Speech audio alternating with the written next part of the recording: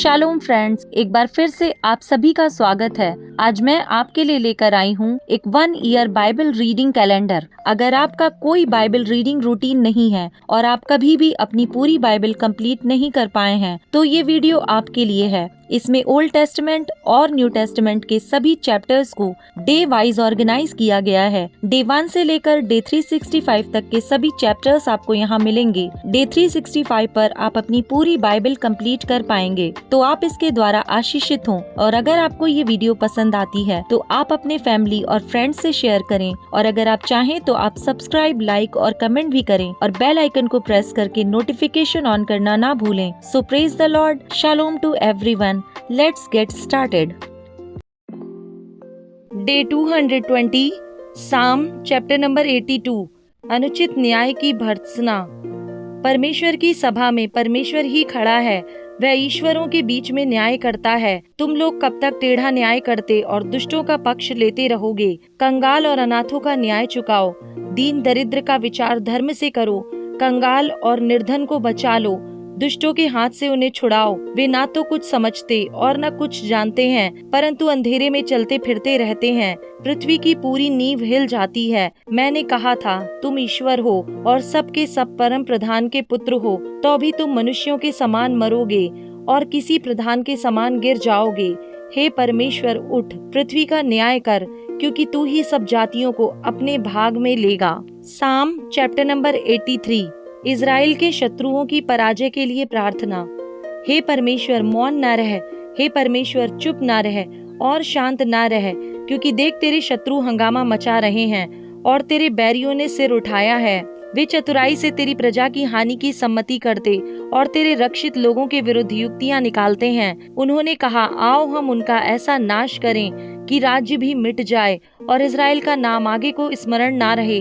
उन्होंने एक मन होकर युक्ति निकाली है और तेरे ही विरुद्ध वाचा बांधी है।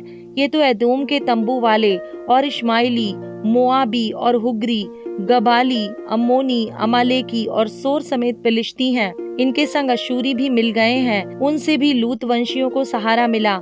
इनसे ऐसा कर जैसा मिद्यानियों से और किशोन नाले से सीसरा और याबीन से किया था, जो एंदोर में नष्ट हुए और भूमि के लिए खाद बन गए।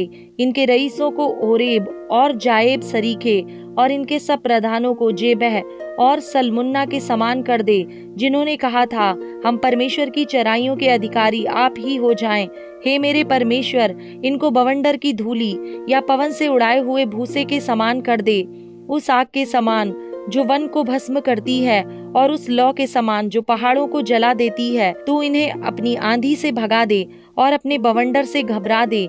इनके मुंह को अति लज्जित कर कि हे यहोवा, ये तेरे नाम को ढूंढें, ये सदा के लिए लज्जित और घबराए रहें। इनके मुंह काले हों और इनका नाश हो जाए, जिससे ये जाने कि केवल तू, जिसका नाम यहोवा है, सारी पृथ्वी के ऊपर परम प्रधान है। साम चैप्टर नंबर 84, परमेश्वर के भवन की चाह। हे सेनाओं के यहोवा, तेरे निवास क्या ही प्रिय हैं। मेरा प्राण यहोवा के आंगनों की अभिलाषा करते करते मूर्छित हो चला। मेरा तन मन दोनों जीवते परमेश्वर को पुकार रहे। हे सेनाओं के यहोवा, हे मेरे राजा और मेरे परमेश्वर, तेरी वेदियों में गौरैयों ने अपना बसेरा और शुपा बेनी ने घोंसला बना लिया है, जिसमें वह अपने बच्चे रखे। क्या ही धन्य हैं वे जो तेरे भवन में रहते हैं, वे तेरी स्तुति निरंतर करते रहेंगे। क्या ही धन्य है वह मनुष्य जो तुझसे शक्ति पाता है, और वे जिनको सियोन की सड़क की सुधि रहती है। वे रोने की तराई में जाते हुए उसको सोतों का स्थान बनाते हैं। फिर बरसात की अगली वृष्टि उसमें आशीष ही आशीष उपजाती है। वे बल पर बल पाते हैं।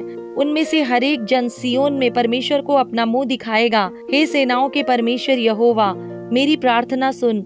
हे याकूब के परमेश्वर, कान लगा। हे परमेश्वर, हे हमारी ढाल, दृष्टि कर और अपने अभिषिक्त का मुख देख, क्योंकि तेरे आंगनों में का एक दिन और कहीं के 1000 दिन से उत्तम है। दुष्टों के डेरों में वास करने से अपने परमेश्वर के भवन की डेवड़ी पर खड़ा रहना ही मुझे अधिक भावता है, क्योंकि यहोवा परमेश्वर सूर्य और ढाल है।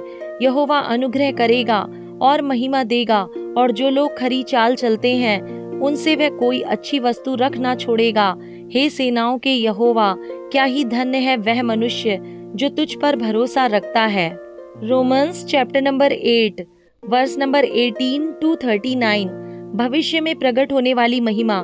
क्योंकि मैं समझता हूँ कि इस समय के दुख और क्लेश उस महिमा के सामने जो हम पर प्रकट होने वाली है कुछ भी नहीं है, क्योंकि सृष्टि बड़ी आशा भरी दृष्टि से परमेश्वर के पुत्रों के प्रकट होने की बाट जो रही है, क्योंकि सृष्टि अपनी इच्छा से नहीं पर अधीन करने वाले की ओर से व्यर्थता के अधीन इस आशा से की गई कि सृष्टि भी आप ही विनाश के दासत्व से छुटकारा पाकर परमेश्वर की संतानों की महिमा की स्वतंत्रता प्राप्त करेगी। क्योंकि हम जानते हैं कि सारी सृष्टि अब तक मिलकर कराहती और पीड़ाओं में पड़ी तड़पती है, और केवल वही नहीं, हम भी जिनके पास आत्मा का फल है आप ही अपने में कराहते हैं और लेपालक होने की अर्थात अपनी देह के छुटकारे की बाट जो होते हैं।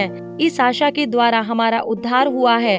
परंतु जिस वस्तु की आशा की जाती है जब वह देखने में आए तो फिर आशा कहाँ रही, क्योंकि जिस वस्तु को कोई देख रहा है उसकी आशा क्या करेगा।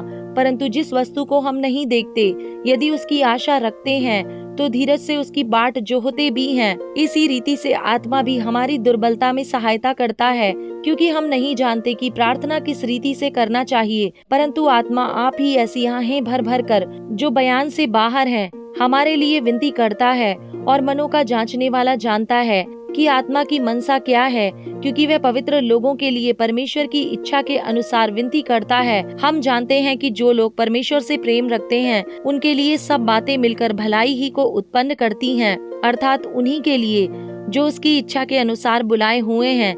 क्योंकि जिन्हें उसने पहले से जान लिया है उन्हें पहले से ठहराया भी है कि उसके पुत्र के स्वरूप में हों, ताकि वे बहुत भाइयों में पहलौठा ठहरे। फिर जिन्हें उसने पहले से ठहराया उन्हें बुलाया भी, और जिन्हें बुलाया उन्हें धर्मी भी ठहराया है, और जिन्हें धर्मी ठहराया उन्हें महिमा भी दी है। परमेश्वर का प्रेम। अतः हम इन बातों के विषय में क्या कहें? यदि परमेश्वर हमारी ओर है तो हमारा विरोधी कौन हो सकता है? जिसने अपने निज पुत्र को भी ना रख छोड़ा परंतु उसे हम सब के लिए दे दिया, वह उसके साथ हमें और सब कुछ क्यों ना देगा? परमेश्वर के चुने हुओं पर दोष कौन लगाएगा? परमेश्वर ही है जो उनको धर्मी ठहराने वाला है।